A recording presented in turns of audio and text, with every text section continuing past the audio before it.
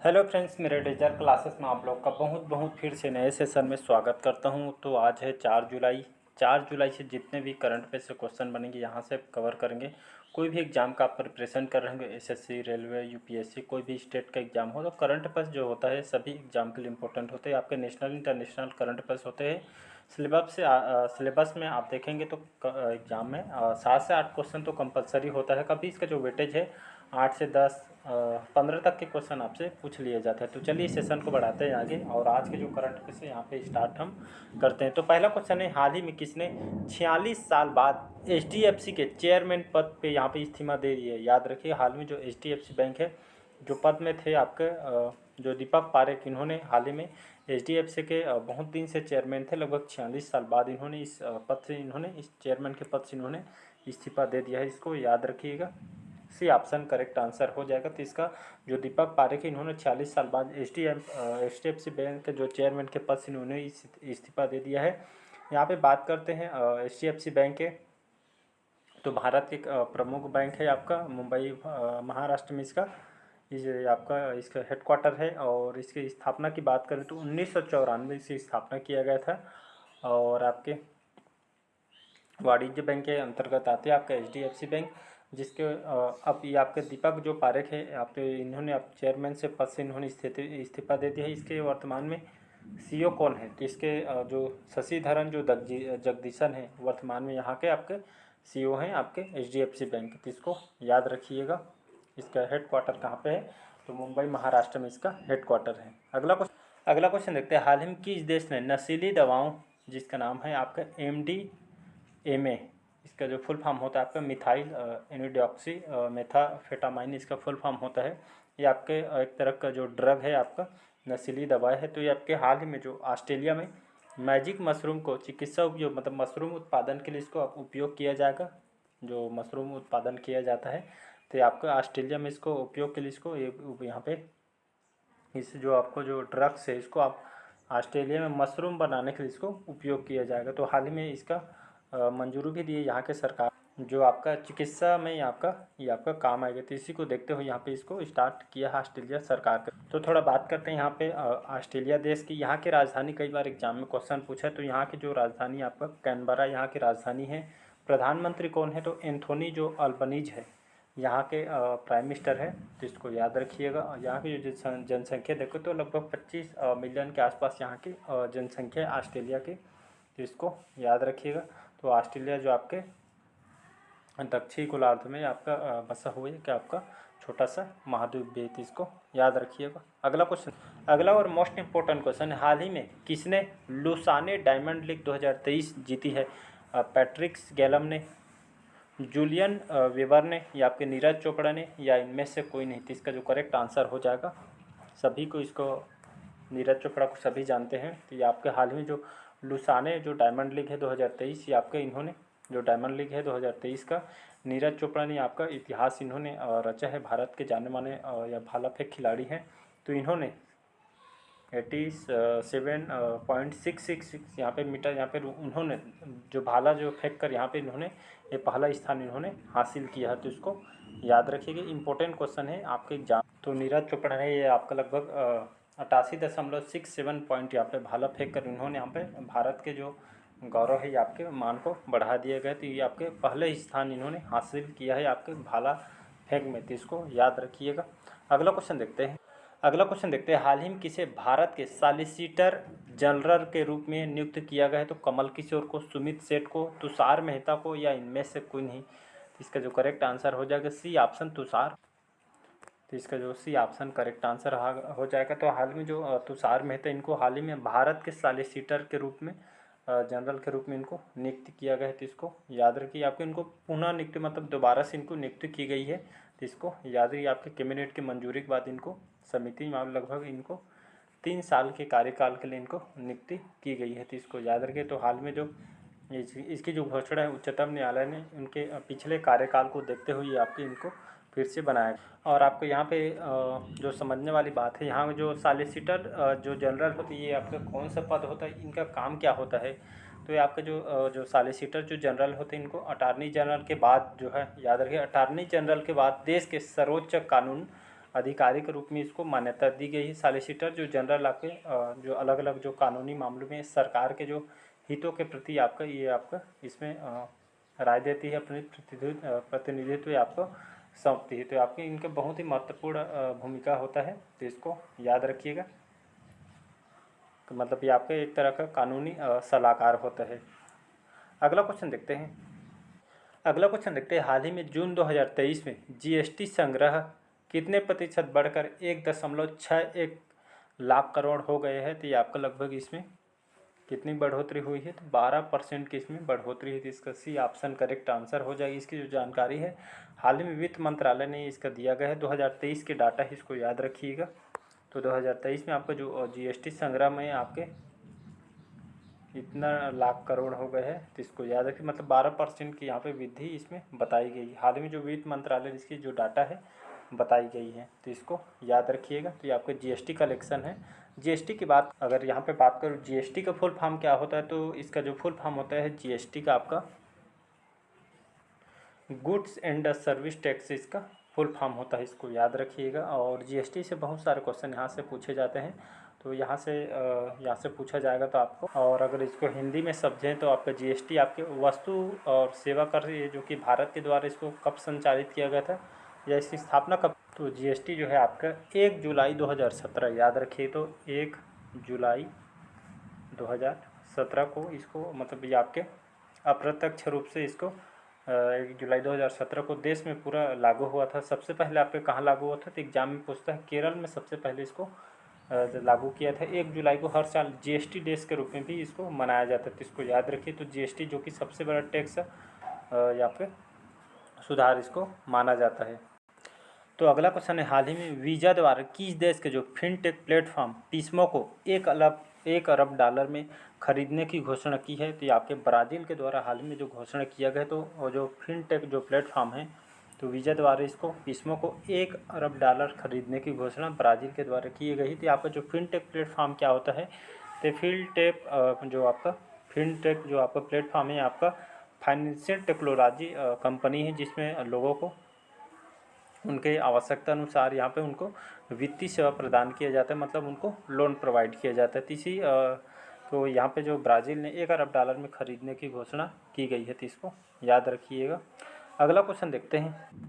तो हाल ही में आप जो केंद्र सरकार के द्वारा किस राज्य में समुद्री विरासत परिसर विकसित करने के लिए घोषणा किया गया है, तो आपके गुजरात करेक्ट आंसर हो जाएगा। तो याद रखिए। तो हाल में जो गुजरात के कहाँ पे, लोथल में, तो लोथल में आपके बनाया जाएगा इस राष्ट्रीय समुद्री विरासत परिषद के, जिसको आपके जो सिंधु घाटी सभ्यता के क्षेत्र में इस लोथल में गुजरात के अंतर्गत ये आपका जगह आती है। तो ये आपके एक समुद्री विरासत जो परिसर, इसमें प्रधानमंत्री नरेंद्र मोदी के द्वारा इस परियोजना की आधारशिला भी रखी गई है।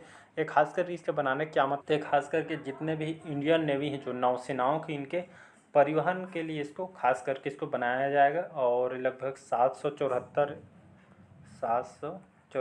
करोड़ रुपये इसमें लागत आएगी। लगभग इसको 35 एकड़ में इसको बनाया जाएगा। तो इसका जो ढांचा तैयार भी हो गया है, तो इसको याद रखिएगा। तो कहाँ पे बनाएगा, गुजरात में। गुजरात की बात करूँ, यहाँ की राजधानी गांधीनगर। भूपेंद्र पटेल हैं यहाँ के सीएम हैं, और जो आचार्य देवव्रत सिंह हैं यहाँ के गवर्नर है। तो इसको याद रखिएगा। अगला क्वेश्चन देखते हैं, हाल ही में किसे यूके इंडिया अवार्ड्स में, याद रखिए यूके अब ब्रिटेन को नाम से जाना जाता है, ब्रिटेन को। तो यूके इंडिया अवार्ड्स में ग्लोबल इंडियन आइकॉन नामित किया गया है। किसको नामित किया गया है, तो मैरी कॉम कौन है, बॉक्सिंग प्लेयर है भारत के। तो इसको याद रखें। तो भारत के जो ओलंपिक जो पदक विजेता हैं, महिला मुक्केबाजी करते हैं, तो महिला मुक्केबाज जो मैरी कॉम को हो, हाल में जो दक्षिण पूर्वी जो आपके इंग्लैंड के विंडसर में हाल में यूके जो अवार्ड्स में इन्होंने ग्लोबल इंडियन आइकॉन, ये आपका जो ग्लोबल इंडियन जो आइकॉन है, इनको ऑफ द ईयर अवार्ड से इनको नवाजा गया है। इनका जो एज है लगभग 40 वर्षीय इनका एज है, और जाने माने दिग्गज मुक्केबाज है। तो इनको ये आपका भारतीय उच्चायुक्त विक्रम दोराईस्वामी पुरस्कार से इनको सम्मानित किया गया है। ये आपके यूके के दिया जाने वाला अवार्ड है, तो इसको याद रखिएगा। तो ये आने वाले एग्जाम के लिए इंपॉर्टेंट क्वेश्चन हो जाएगा। तो ग्लोबल इंडियन आइकॉन नामित किसको किया गया है, तो मैरी कॉम को। मैरी कॉम कौन सा क्षेत्र से संबंधित है, महिला मुक्केबाज हैं, तो इसको याद रखिएगा। अगला क्वेश्चन देखते हैं। हाल ही में किसे बैंक के मुख्य वित्तीय अधिकारी चरणजीत सुरिंदर सिंह अत्रा ने इस्तीफा दे दिया? एसबीआई, पीएनबी, बीओबी या इनमें से कोई नहीं? तो हाल ही में जो स्टेट बैंक ऑफ इंडिया है, तो हाल ही में इस बैंक के जो मुख्य वित्तीय जो अधिकारी थे चरणजीत जो सुरेंद्र सिंह अत्रा ने हाल ही में इस पद से इन्होंने इस्तीफा दे दिया है। एसबीआई के वित्तीय अधिकारी थे। तो यहाँ की बात करो एसबीआई की, जिसको हम स्टेट बैंक ऑफ इंडिया के नाम से इसको जानते हैं। ये आपके इसकी स्थापना कब किया गया था? इसकी जो स्थापना आपका 1955 में, तो 1 जुलाई 1955 की स्थापना किया गया था। और हर साल 1 जुलाई को अपने स्थापना दिवस मनाता है। इसका हेडक्वार्टर आपके कहाँ है? इसका मुंबई महाराष्ट्र में इसका हेडक्वार्टर है। और इसके अभी वर्तमान में सीईओ कौन है? तो जो कामेश्वर राव जो कोदावंती हैं, इसके अभी सीईओ हैं, तो इसको याद रखिएगा। तो 1955 की स्थापना किया था। तो वित्तीय जो अधिकारी के रूप में इन्होंने इस्तीफा दे दिया है एसबीआई के, तो इसको। अगला क्वेश्चन देखते हैं। हाल ही में एलन आर्किन जिनका हाल ही में निधन हुआ है, वो कौन थे या कौन से क्षेत्र से संबंधित थे? तो आपके लेखक थे, पत्रकार थे, अभिनेता थे या इनमें से? तो ये आपके जाने माने एक्टर थे, हॉलीवुड के थे, याद रखिएगा। ये हॉलीवुड एक्टर थे एलन आर्किन। इनको ऑस्कर विजेता भी हैं, ऑस्कर भी इनको दिया जा चुका है। और इनका जो एज है मात्र 89 साल की एज में इनका निधन हो गया है, तो इसको याद रखिएगा। अगला क्वेश्चन देखते हैं। हाल ही में भारतीय क्रिकेट टीम के नए मुख्य जर्सी प्रायोजक के रूप में किसे चुना गया है? तो जो ड्रीम 11 है, ड्रीम 11 सभी जानते होंगे। तो अब जो जितने भी जो हमारे भारतीय क्रिकेटर हैं, उनका जो टी शर्ट होगा जो पहनते हैं उसी को जर्सी बोला जाता है। तो उनको टी शर्ट में आपका ड्रीम 11 का जर्सी उनको दिया जाएगा। तो जो उनका जो टी शर्ट होगा अब ड्रीम 11 के नाम से टी शर्ट लोग यूज करेंगे, तो वही बोला गया है। तो भारतीय क्रिकेट टीम के जो मुख्य जर्सी प्रायोजक के रूप में जो ड्रीम 11 को चुना गया है, तो इसको याद रखें। अब से उनका जो जर्सी आपका ड्रीम 11 के नाम से आएगा। अगला क्वेश्चन देखते हैं। हाल ही में विश्व खेल पत्रकार दिवस, ये जो दिवस है कब मनाया गया है? तो ये आपके 2 जुलाई को हर साल प्रत्येक वर्ष इसको मनाया जाता है। इंटरनेशनल स्पोर्ट एसोसिएशन द्वारा 1994 में इसको पहले बार इसकी स्थापना किया गया था। तब से इसको वर्ल्ड स्पोर्ट्स जर्नलिस्ट डे खास करके इसको 2 जुलाई को इसको मनाया जाता है। तो खास करके इसको मनाने के पीछे उद्देश्य क्या है? तो जितने भी मीडिया वाले के खासकर उनके सम्मान के प्रति, उनके कार्य के प्रति इसको देखते हुए इसको मनाया जाता है।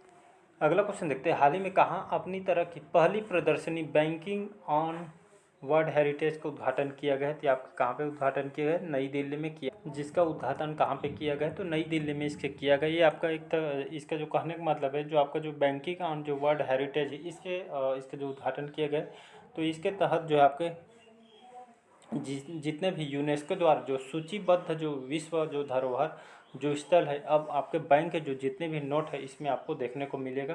तो विश्व धरोहर जो स्थल में जो हमारे भारत के जितने भी जो सूचीबद्ध है, तो आपके जितने भी बैंक के नोट में इसको अब चित्र सहित इसको देखने को मिलेगा। तो इसी का जो उद्घाटन आपके नई दिल्ली में किया गया था, तो इसको याद।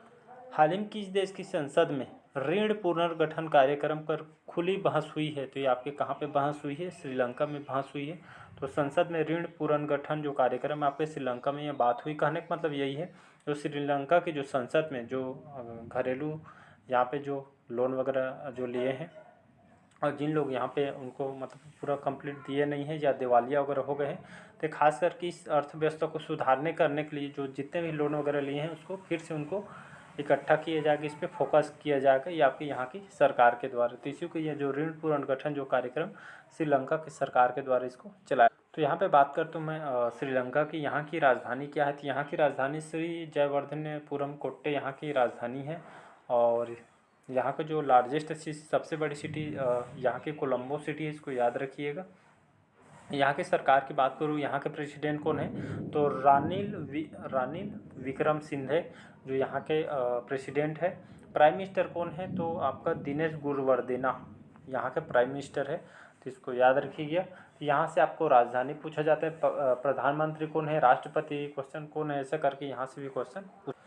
तो हाल ही में 2023 में भारत के शीर्ष, याद रखिएगा, प्रथम शीर्ष इलेक्ट्रॉनिक्स निर्यातक के रूप में कौन सा जो राज्य उभर के आया है, तो हमारा भारत को जो तमिलनाडु जो राज्य है, ये आपके पहली बार, याद रखें, पहली बार जो तमिलनाडु जो है भारत के शीर्ष इलेक्ट्रॉनिक्स निर्यातक के रूप में उभर कर आया है। वो आपके यूपी हो गया, कर्नाटक से अभी आगे निकल के आ चुकी है। पहले यूपी थी, इसके बाद सेकंड में कर्नाटक, लेकिन इस सबको पीछे छोड़ के आपका जो तमिलनाडु स्टेट है, ये आपका इलेक्ट्रॉनिक्स जो सामान को यहाँ पे निर्यातक के रूप में उभर के यहाँ पे आ गई। ये बड़ी बड़ी बहुत बड़ी।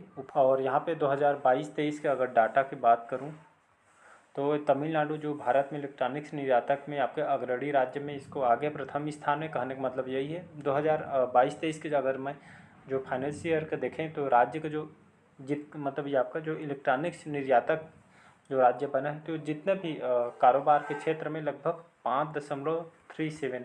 5.37 जो अरब डॉलर का ये आपके इन्होंने निर्यात किया है आपके मात्र तमिलनाडु ने। तो इलेक्ट्रॉनिक्स बाज़ार में लगभग 23% हिस्सेदारी ये आपका तमिलनाडु रखता है। तो इसको याद रखिएगा, इम्पोर्टेंट क्वेश्चन है।